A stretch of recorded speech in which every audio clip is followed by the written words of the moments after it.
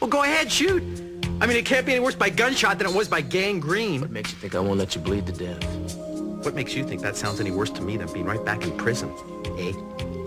Nah. Prison don't worry you, Kirk. You're a survivor. It's the special genius of the cockroach. I consider myself a moral man, but wasting you doesn't violate the first code of ethics, you know that?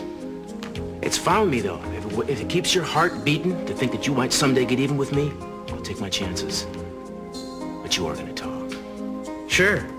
Why not? I mean, all it's gonna get you is bad dreams. Anyway, that bitch, she has double-crossed me more times than I can count. You string her up for all I care, all right? I want a cigarette. What is her now. name? What is her name, and where can I find her? Hey, man, listen. If I knew that, I wouldn't need you to track her down for me. Now, would I? Smoke? There you go. Oh, I see. All right. Well, it was last winter, while I was still locked up. I got this letter from this absolute lunatic. I didn't know if it was a form letter or what. Dear Mr. Cranston, I understand your lovely wife has become a mother-to-be. I am an experienced governess and would like to offer complete home care for newborns and willing to relocate, blah, blah, blah. Signed by this, French name. Catherine. Yeah, Catherine. Well, did I ever have a laugh about that, huh? I mean, I thought, hey, this is one real deranged go-getter. Now I think she knew exactly what she was doing. How's that? Oh, come on. Baiting the hook. You know, I mean, telling me about the kid. Congratulations, if I didn't already tell you. That was the first time I'd heard about it. You know, she was feeling me out. So I wrote back. Where? Castile. There was a letter inside the envelope, self-addressed. The address was in French. Somewhere in Quebec. I don't remember, officer. And I think, well, come to think of it, maybe it was Quebec, because after all, when I heard her accent, yeah. And what did you tell her, Kirk?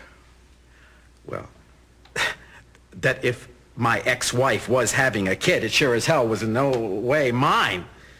So I wished her luck anyway, but I did tell her that if she ever needed help, she should give me a call if she wanted to break the neck of the little half-breed. So anyway, that was the last time I heard from her. After, well, until my great escape. Oh, yeah. I guess you met Walter, huh, my stand-in? A little bit confused. Yeah. Guy needs moral support all the time. So, yeah, I figured you must have kept in touch with him somehow. Well, I had no choice, right? I mean, that guy couldn't think his way out of a paper bag. You know, oh, you are gonna love this. You know how I did it? I limped right in on visiting days, man. Right past the guards. Yeah, I was his volunteer disability counselor, showing him how to lead the full productive life after he lost his leg. Anyway, so one Saturday, Walter comes up to me with this letter, right? My return letter.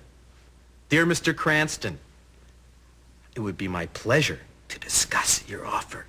Please give me a contact, day or night, night or day, Catherine. And there was this number. You still have the number? I just gave it to you. Can I have my cigarette?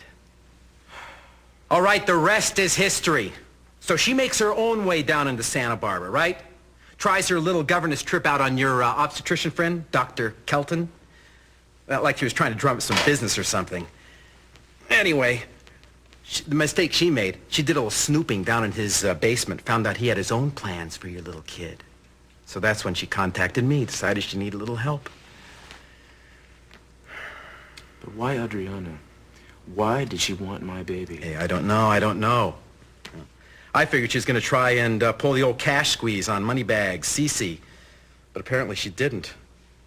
She said she was going to come into a lot of money. I mean, she promised me $200,000 US, passage to Canada.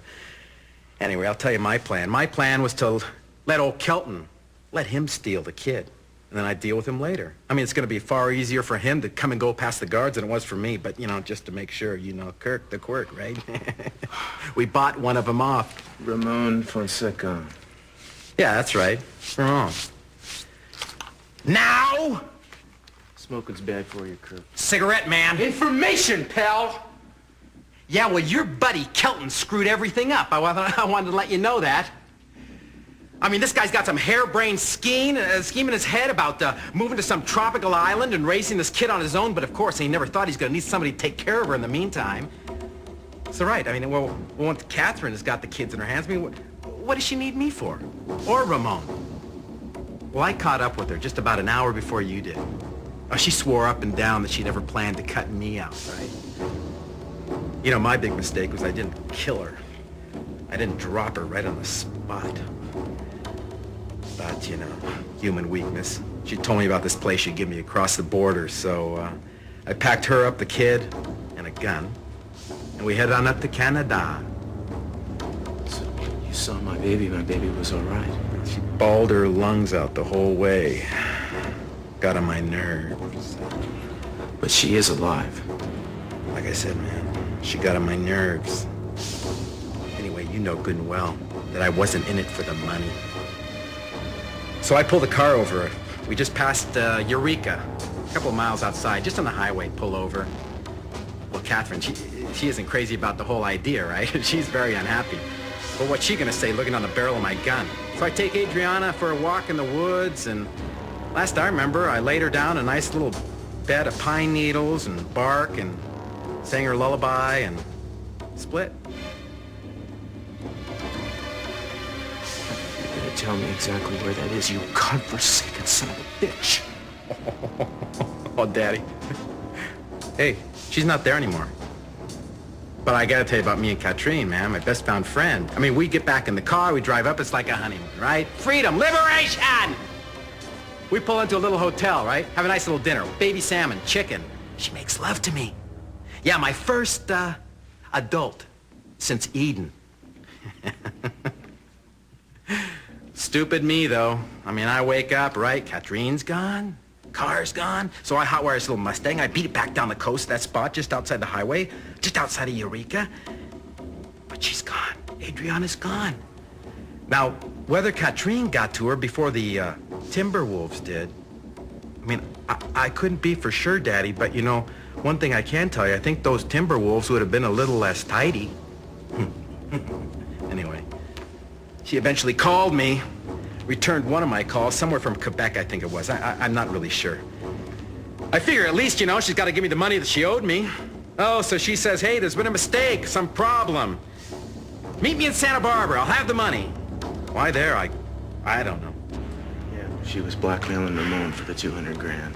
Oh, really? Yeah, well, I mean, I called and called, but she was a no-show, Ramon was in jail, and your silly psychic needed my attention. Well, you know the rest. No, I don't. Who are you calling a genius? Cigarette man, it's Who are you nicotine going to time! meet tonight, pal? It's time to tell me who you were gonna meet tonight. Who the hell do you think I've been talking about? Katrine! Yeah, it's her! Catherine is dead!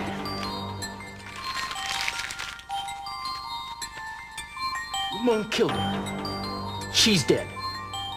You didn't know that? Then who the hell was that downstairs? Cruz, we followed a woman. Sana thinks that she's involved. A woman who was, had dark hair and was dressed in an Elizabethan costume, right? Yes. We thought we lost her in the parking lot, but she got into a blue Mercedes. The license plate was iced over. I couldn't make it out. Are the police downstairs? All right, you hold this on him. I'll be back.